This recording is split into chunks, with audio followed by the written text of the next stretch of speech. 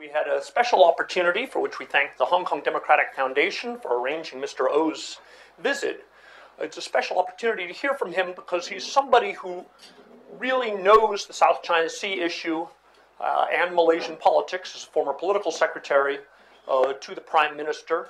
He's now in Singapore at Nanyang Technological University, and he speaks all over Asia. He was just at a Global Times conference last week in Beijing, having specialized in one of the most contentious issues right now facing our region, the South China Sea. So he's here today to speak on the South China Sea. Please, Mr. O.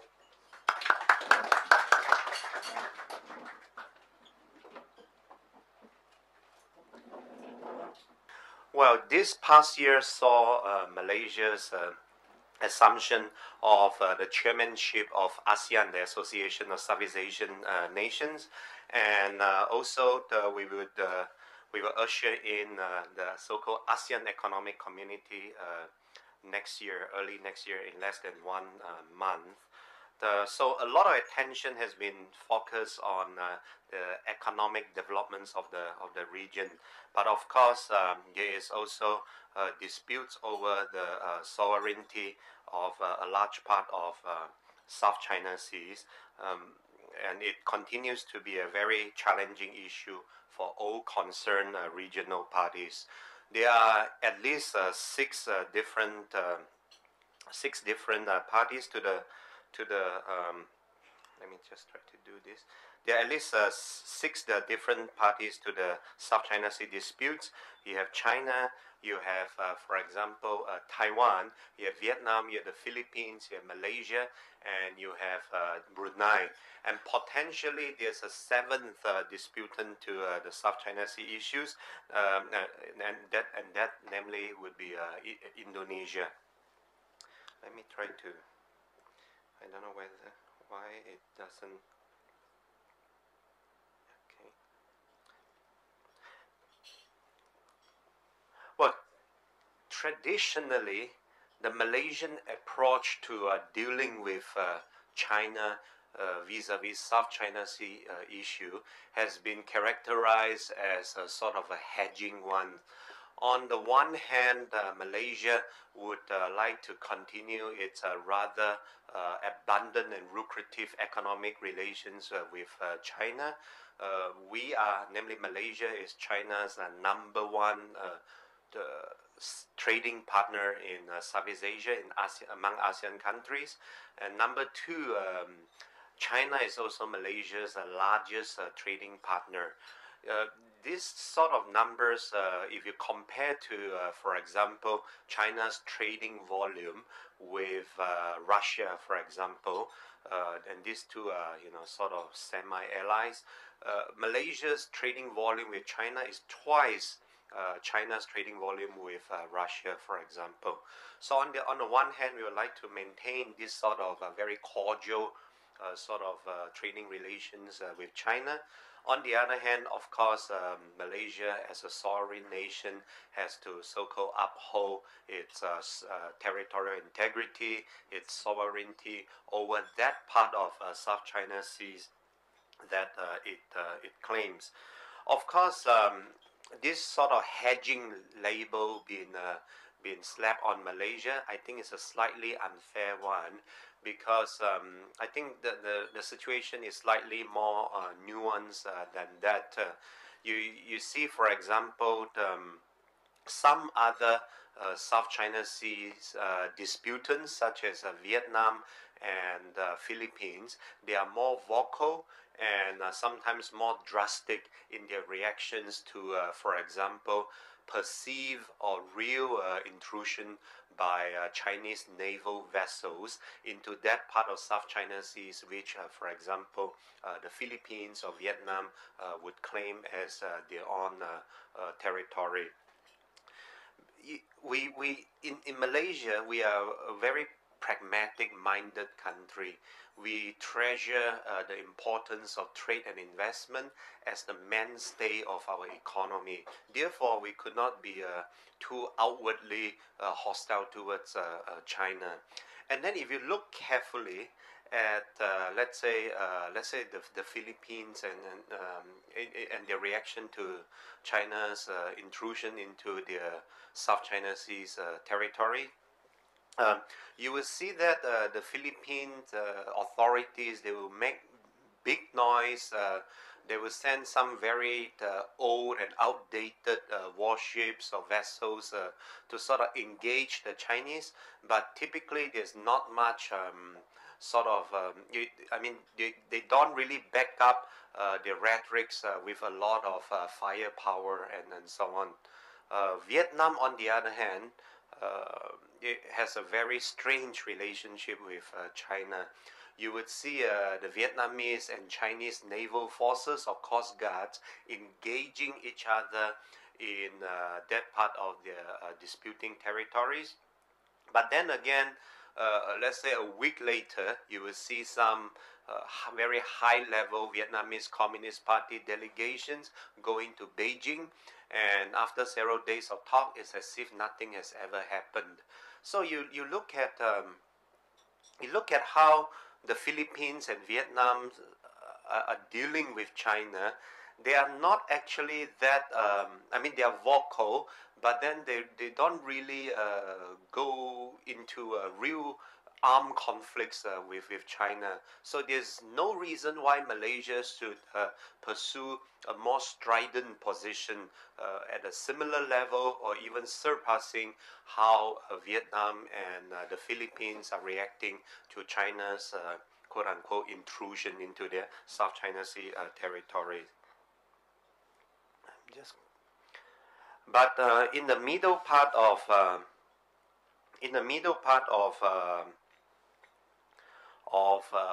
this year, there was an increased presence of Chinese naval as well as other, for example, Coast Guard forces into that part of South China Seas, mainly the southernmost part of South China Seas, in which Malaysia and China has overlapping claims in their territorial disputes.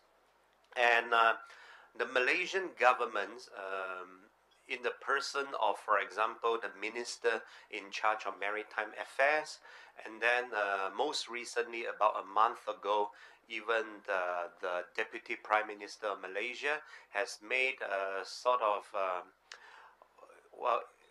casual but pertinent remarks as to China's intrusion into what we perceive to be Malaysian maritime territory, to the extent that, for example, the Malaysian Minister of Maritime Affairs said something like, "Oh, this is a very serious issue."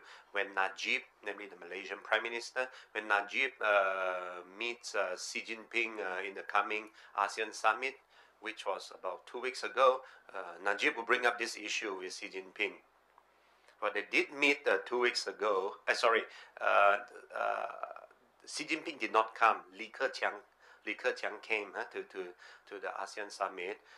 Whether they discussed this or not, we do not know, because in their official communique, we didn't see the two leaders discussing about the South China Sea dispute. But this sort of slightly more vocal reaction, even though it's purely rhetorics and it goes no further than that, it's something slightly new in Malaysia's reaction to China in terms of the South China Sea disputes, and I think it could be attributed to a few reasons. Number one is, of course, China's unprecedentedly sort of large-scale land reclamation over several shores and reefs and low tide elevations in South China Seas. They are reinforcing some of their some of those parts of South China Seas that they are controlling. This sort of very prominent and large-scale land reclamation by China, I think it sort of upsets a sort of unwritten gentleman's agreement among many of these South China Seas disputants. There is a sort of unspoken agreement that even though various countries would claim large parts of South China Sea, but typically you sort of consolidate your control over that part of South China Sea that you actually controls. For example, in Malaysia, it would be gem shores and so on. And then you would hopefully administer those parts of South China Seas which you actually controls. You administer it well, and then some other countries, some other disputants, they would similarly sort of administer that part of South China Seas that they actually controls, and we sort of don't disturb each other. But with China's really unprecedentedly large scale, to the tune of several thousand acres of land reclamation in South China Seas, we wonder what are the actual intentions of China. China claim that they reinforce or reclaim those reefs and low tide elevations and so on for very benign and humanitarian purposes. For example, to put on some new lighthouses, navigational equipments and so on, and search and rescue capabilities. But of course, some of those runways that they are building on this new new land, it could also accommodate various fighter jets and as well as the harbors that they are building on this new again land would accommodate, for example, some of their larger warships. So we are, on the one hand, we are still sort of adopting a wait and see attitude towards what China is really intending to do in this part of South China Sea. And on the other hand, of course, we have to voice out our displeasure a little bit. Another very crucial factor is, of course, the U.S., the United States, so-called pivoting or so-called rebalancing to Asia Pacific. With increased presence of U.S. warships and also patrol aircraft in the region, I would not say we are sort of emboldened to be slightly more vocal towards China's intrusion, but certainly we are not unhappy to see increased U.S. naval, air force, as well as other type of presence in South China Seas. For example, I think about a month ago there was this sort of a freedom of navigation exercise by USS Larsen, which is a US vessel. USS Larsen actually, before it entered the so-called 12 nautical miles limit of China's Subi Reef, which is one of those newly reclaimed island. Before USS Larsen entered the 12 nautical miles limit, it actually berthed at the Kota Kinabalu port. Kota Kinabalu is the capital of Sabah, Malaysia's easternmost state, and which happens to be my home state as well. USS Larsen was parked there, I think, for a few days, and then it went out to sea for another 2 days, and then it sort of passed by Subi Reef. So the Malaysian authorities, for example, are not advertising this loudly, but we sort of, let it just be known that it came out from one of our ports.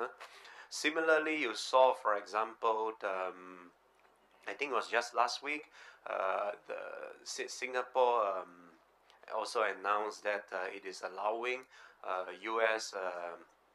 U.S. patrol aircraft, surveillance aircraft to take off from Singapore's air bases to patrol over South China Sea.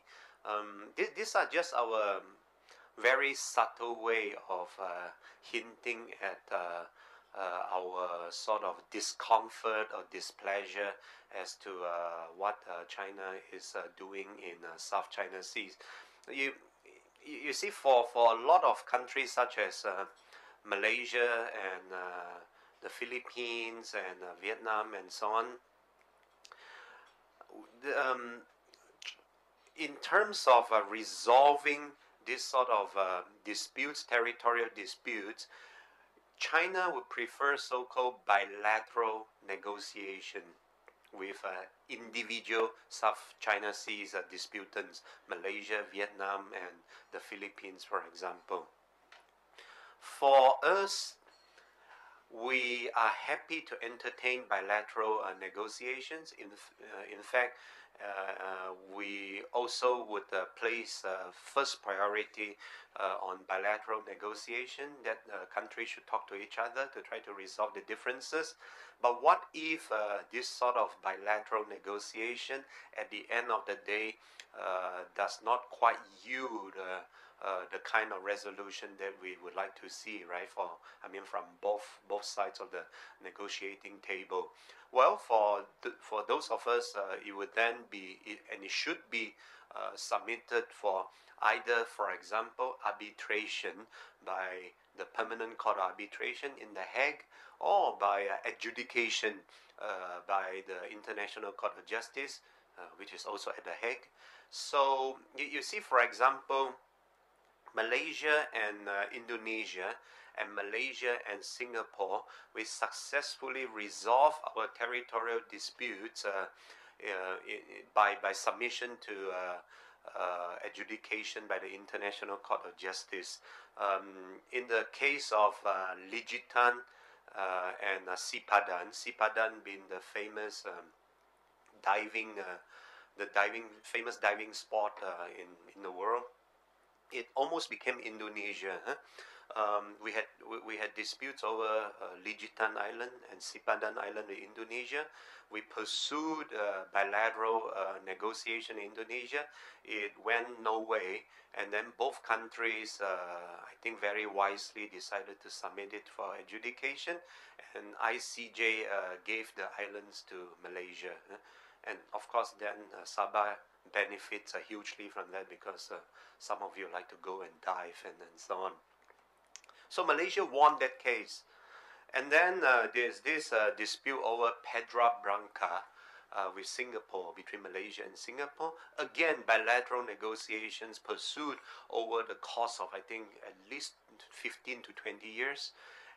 Again, it went no way. And again, Malaysia and Singapore, I think, very wisely decided to submit to ICJ adjudication. And this time, ICJ gave Pedra Branca to Singapore. So Malaysia lost this case. Sometimes you win, sometimes you lose. And for a lot of Southeast Asian countries, that's just the way it is. I mean, we talk about sort of respect for international rule of law. I can see no better respect than this, submission for third-party adjudication or arbitration, and then you sort of acceptance of the result. China, on the other hand, is insisting on bilateral negotiation, and bilateral negotiation only.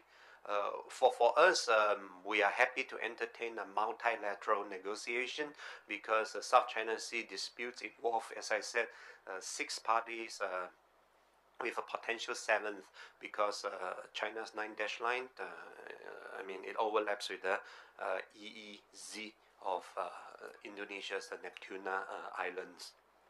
So, looking forward, I don't see the South China Sea's territorial disputes would have an early resolution. I think the resolution is very, very far ahead in the future. But meanwhile, I think there could be some, what I would call confidence or trust-building measures that could be done. For example, China claimed that those those reclaimed islands for humanitarian and other benign purposes, well, then China should really sort of walk its talk and try to engage in more, for example, search and rescue missions, anti-piracy, anti-terrorism efforts, and so on. And you know, Southeast Asian countries are very accommodating in that sense.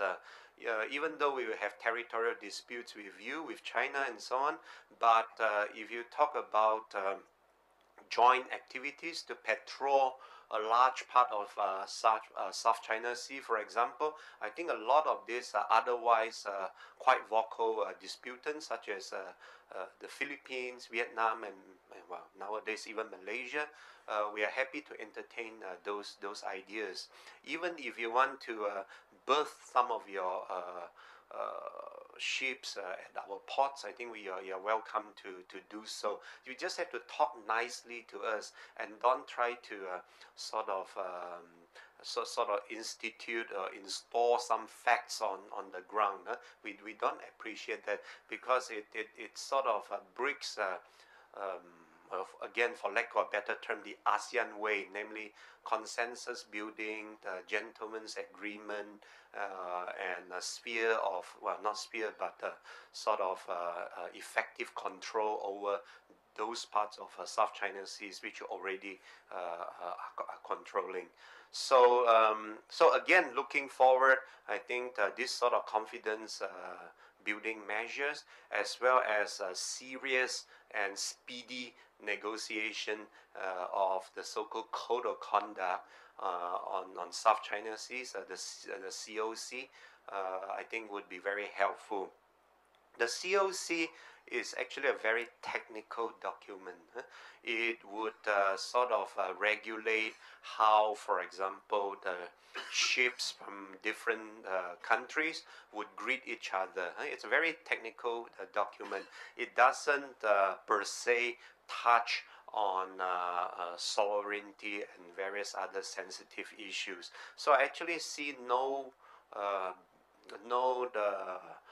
real obstacle as to why the COC negotiation should not go forward, and it is of course also part of the very important trust or confidence building measures.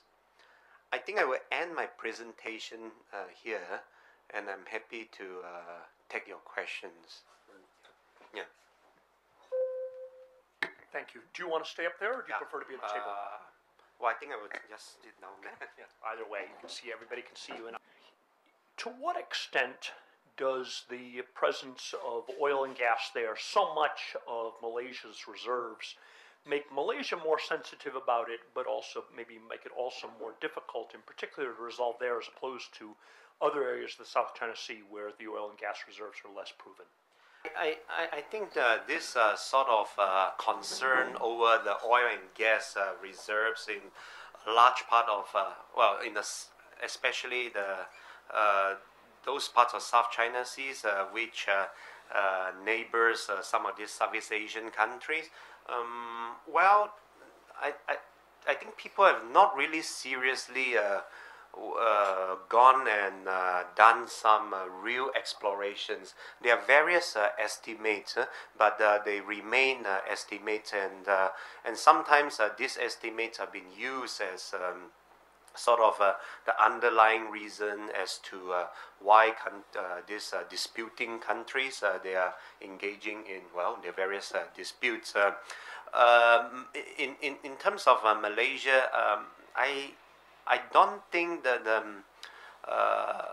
the overriding factor in terms of our slightly more vocal response to China is so much over this sort of control oil and gas reserves, because I think a large part of our oil and gas reserves are still in those territories which are not quite in dispute with China. Those parts of the reserve which are situated in those areas which are sort of in dispute with China, I think it amounts to Well, but again, I want to emphasize these are just estimates. It amounts to, let's say, 40%, but these are really wild speculations. I mean, nobody has seriously sort of punched a well or hole to see whether there's oil and gas inside here. A couple of days ago, a Russian destroyer fired warning shots at a Turkish fishing boat that had gotten within 500 meters of it. To what extent does that incident in any way reinforce interest in establishing a code of conduct in the South China Sea, given how many fishing boats and naval vessels are active from so many countries in that region? I don't, well, we are in this part of the world where response typically comes slightly late with a time lag. And I don't think that incident per se would sort of propel the early adoption and negotiation of the COC. But indeed, there has been increased concern, for example, in Malaysia, that some of our fishermen, and these are not large-scale fishing boats and so on, these are just your average well, really fishermen with their motorized sampans, basically, going out there to fish in what they perceive to be Malaysian maritime territory. I have received complaints, for example, about 2 weeks ago, one of our local members of parliament, he talked to me about some of his constituents who are fishermen. They went out there to fish, and now the story went something like that. They were boarded and they were warned by some by some Chinese naval, either naval or Coast Guard ships, but certainly ships of Chinese authority, right? So my friend, the member of parliament, asked his constituents, "How do you know it's Chinese?" Then the guy said, "Well, because it has red flags." Huh? Then my friend said, "Well, it could be Vietnamese." Well, then the fisherman said, "Well, it could be." Then my friend asked him, "So how many stars do you see on the flag, right?" And he said 5 stars. So it has to be Chinese. So, but I mean, jokes aside, you do see a more assertive Chinese, from their point of view, law enforcement sort of stance in South China Sea. Yeah. And is that the first time you've had Malaysian fishermen boarded like that, as opposed to merely warned? I think it has sustained over the past from past year. I mean, if not years. Yeah. Okay. Yeah. Certainly, the Philippines has had a big issue with that. Why don't I throw it open for questions? First, down here in the middle, please. Hi, Janelino from the Australian Consulate. I have a question about the Code of Conduct, but before I say that, can I just make a point for the journalists present? Subi Reef has no 12 nautical mile zone. It is not an island. Under the law of the sea, regardless of who has sovereignty over that particular bit of geography, it has no territorial sea. So I think this is something that is not adequately reflected in reporting about the South China Sea. So I just wanted to make that point. On the Code of Conduct, I mean, you say in your presentation that you see no reason for the Code of Conduct to go forward because it is essentially a technical document. To not go forward? To not go forward. Yeah. I mean, isn't the major reason that the Code of Conduct has not to date gone forward the fact that China doesn't want it to? And my question is, what has changed in ASEAN? I mean, China has been very successful to date in persuading sufficient members of ASEAN to adopt a similar position to itself on the Code of Conduct to stop it from going ahead. Has there been a change within ASEAN to persuade all ASEAN members to, or is there sort of better coordination or better solidarity within ASEAN to push forward the Code of Conduct? Yeah. Well, number one, I agree with you that the 12 nautical miles limit around Subi Reef should not give rise to sovereignty over those territorial sea, because Subi Reef, of course, is a reclaimed feature by China, recently reclaimed feature, and under the UN Convention on the Law of the Sea UNCLOS, you cannot reclaim for example, low tide elevation, and then claims the 12 nautical miles sovereignty around it. So that is true and is underreported. Number two, I think the code of conduct, ASEAN technically, ASEAN itself, it can or it may not be sort of a negotiating party in it, because the South China Sea disputes involve only let's say about 4 or 5 ASEAN countries, and I don't see any perceived change in stance as to ASEAN as a whole vis-a-vis the code of conduct. The unfortunate thing is the ASEAN way dictates that a lot of these decisions have to be taken by consensus.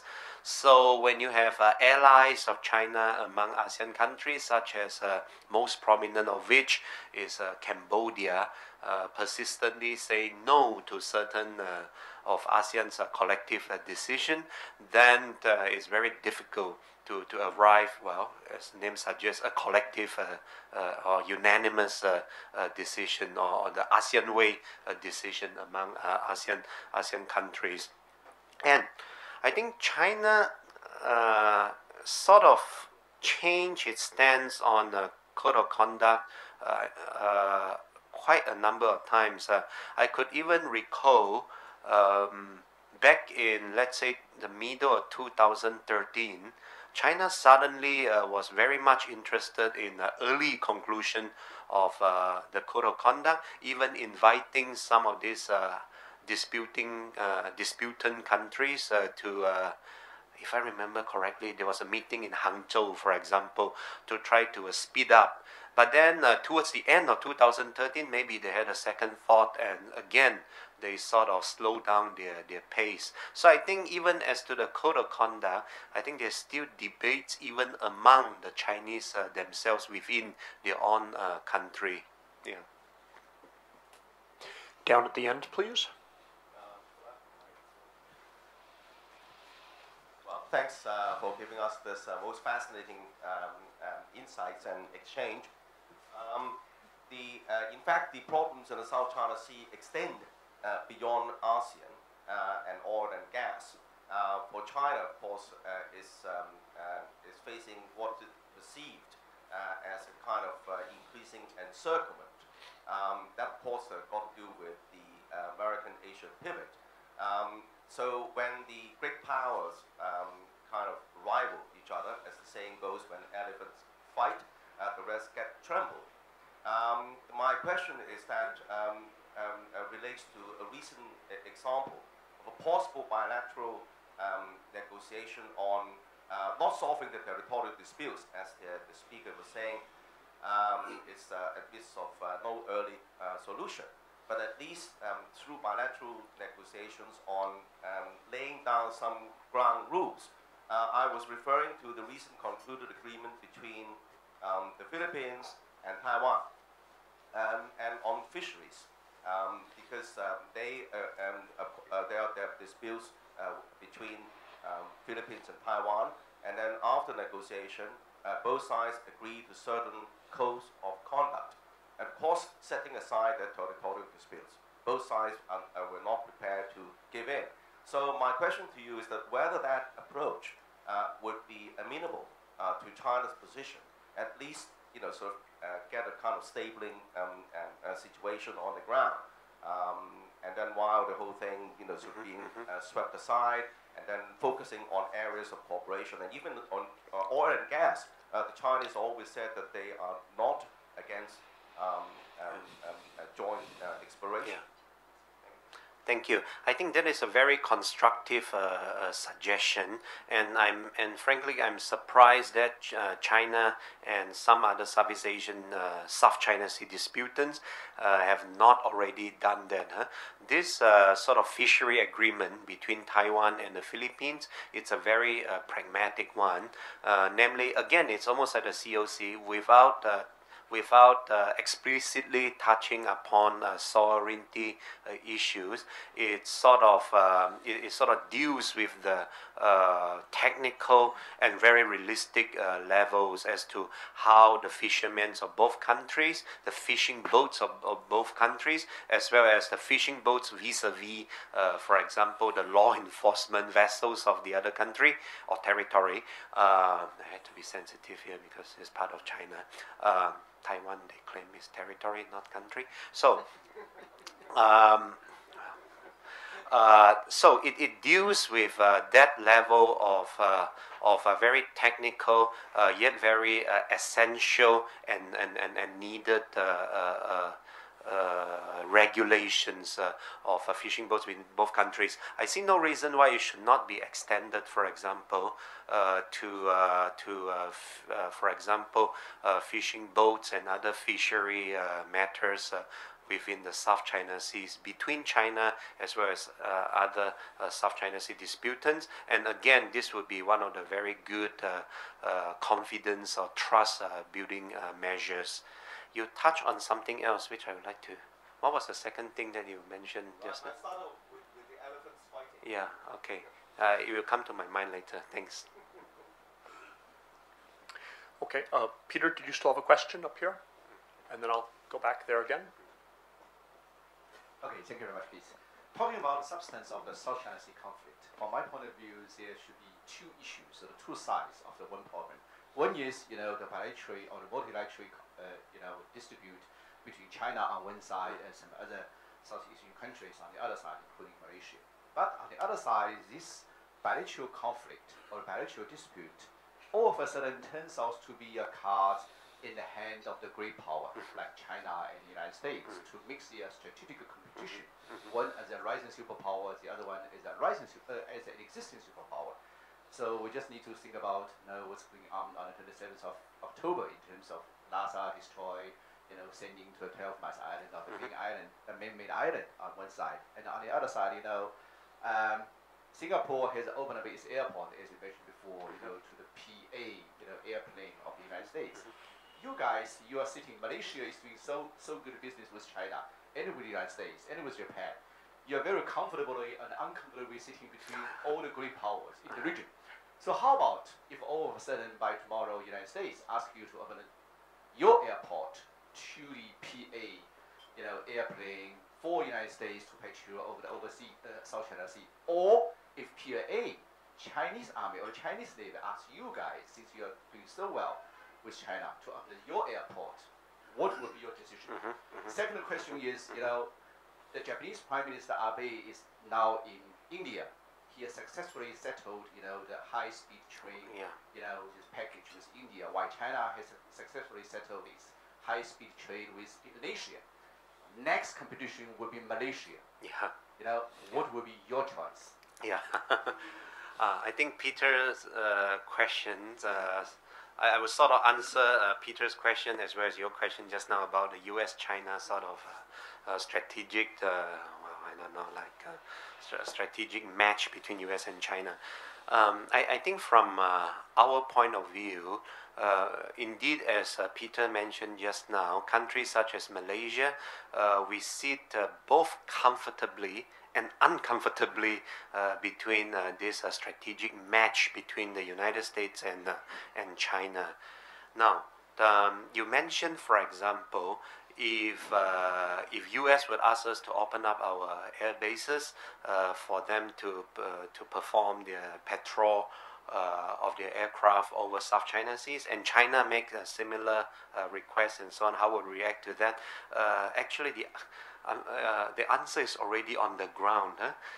Malaysia, rather quietly, well, we don't keep it as a secret, we just don't really big time advertising it.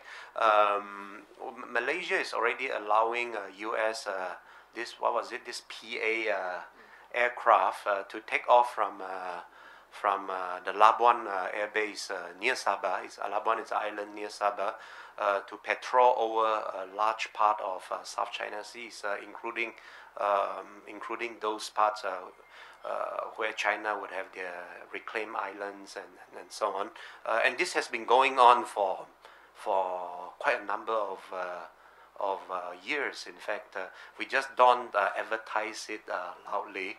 And then, from what I heard, the frequency also increased. It used to be the U.S. would perform such a patrol once every month or so, but because of China's, well, from our point of view, increased intrusion in South China Seas, I think we are allowing the U.S. To increase the frequency of taking off and landing in our Labuan Air Base for this sort of patrol purpose.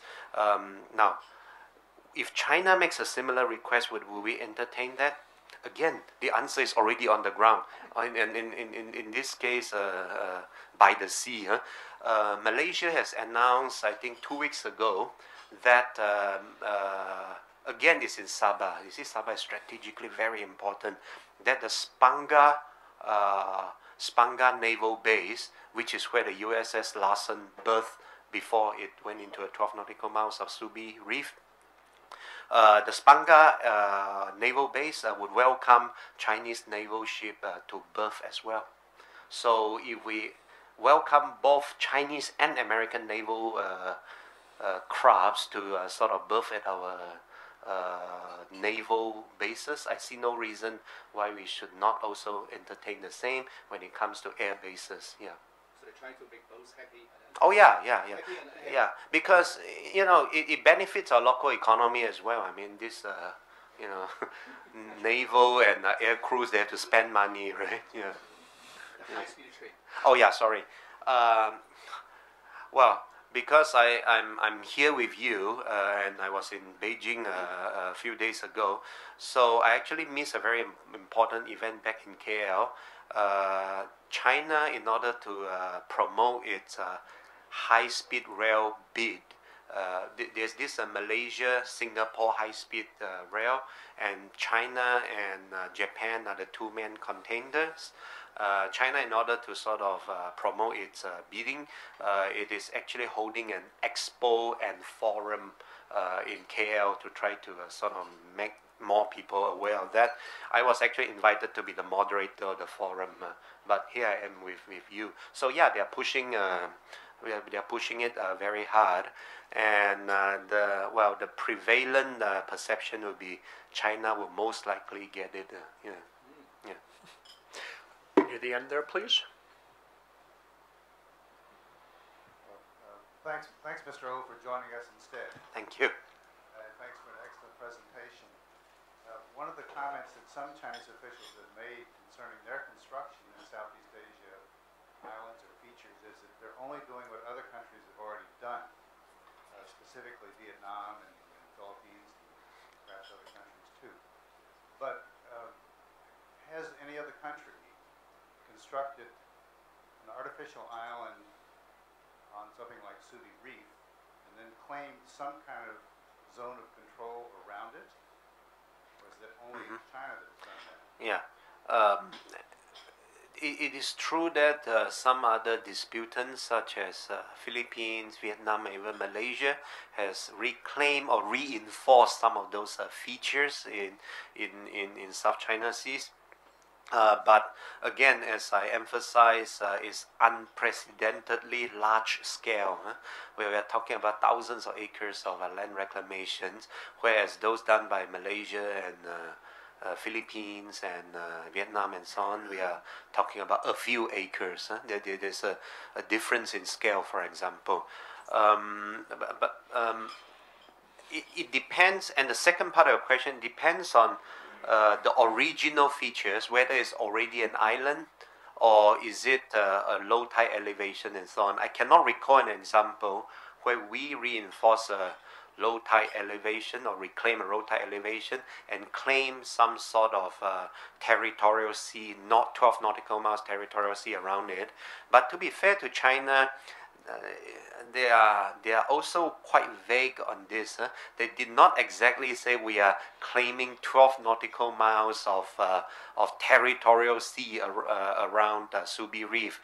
I think the statements went something to the effect that the USS Larsen is violating the crucial interests of China. What is crucial interest is to be very broadly and vaguely defined. Yeah. Okay. With that, it's just about time for us to wrap up. But I guess since we do have you here from Malaysia, and since there's been so much interest in Malaysian politics, since I guess the original, what really got all this going was Louise Story's article about the Time Warner Center apartments in New York City, that article last February. Since then, how difficult is it likely to be for Najib? How has the momentum built since then? Well, I think Keith is referring to my ex-boss, the Malaysian Prime Minister, who has been embroiled in a series of allegations. And this train of allegations started, by your story on the Time Warner. My colleague's story. Yeah, your colleague's story. Yes. Your paper story on a purchase of a very expensive purchase of apartments in Time Warner Plaza or Square or something like that by parties who are very close to the Malaysian Prime Minister, Mr. Najib. But I think in reality, of course, now you need to realize that in Malaysia, memory span sometimes, especially when it comes to political scandals and so on, the memory span is rather short, and number one. And number two, in developing countries such as Malaysia, the power of the incumbency, especially the power of the incumbent to sort of be in a position to distribute various resources to the concerned parties, that could be very magnificent, could be very powerful. So, and then you also have the surprising decisiveness of Mr. Najib in terms of firing overnight his deputy as well as several other ministers who questioned his authority. So taking into account all these reasons, short memory, power, the incumbency, as well as Mr. Najib's decisiveness, I think he is now in quite an okay position. I wouldn't say an extremely strong position, but you just don't see him as being as weak as let's say the middle of the year, when this train of allegations started by your magnificent paper and picked up by another neighboring magnificent paper, sort of quagmiring Mr. Najib in a web of allegations and scandals and so on. He's just not in that position anymore. Thank you. It did seem like it had faded from the news. I guess it's coming up on the one-year anniversary of that original New York Times article. Thank you, and let me give you something to remember the club by. We do appreciate your coming. Thank you. Oh, wow. You get your own NFCC tie. Oh, I make sure to wear that the next time I come here. Thank you. Thank you very much, Mr. O.